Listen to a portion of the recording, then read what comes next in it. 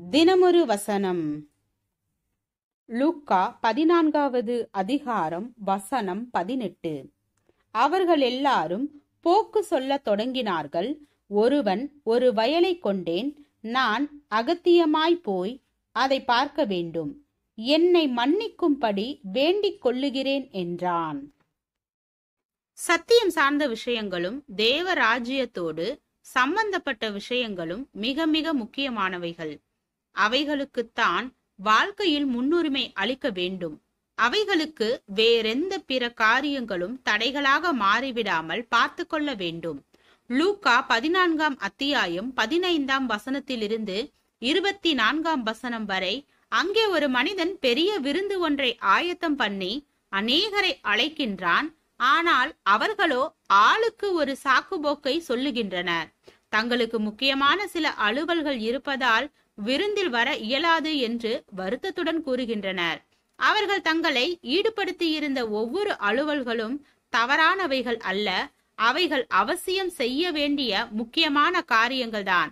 ஆனாலும் அவர்கள் விரும்பி இருந்தால் விருந்தில் பங்கு கொள்வதற்கு அவைகள் தடையாயிராத வண்ணம் சில ஏற்பாடுகளை செய்ய முடியும். அவர்களுக்கு அந்த மாபெரும் விருந்தில் பங்கு கொண்டு மகிழும் தாகம் இல்லை. அதனை அவர்கள் பெரிய காரியமாக எண்ணவில்லை.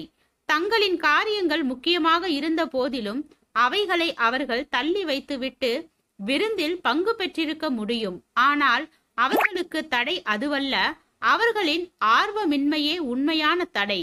எனவே அவர்கள் வசதியான சில சாக்கு போக்குகளுக்குள் புகுந்து கொண்டார்கள்.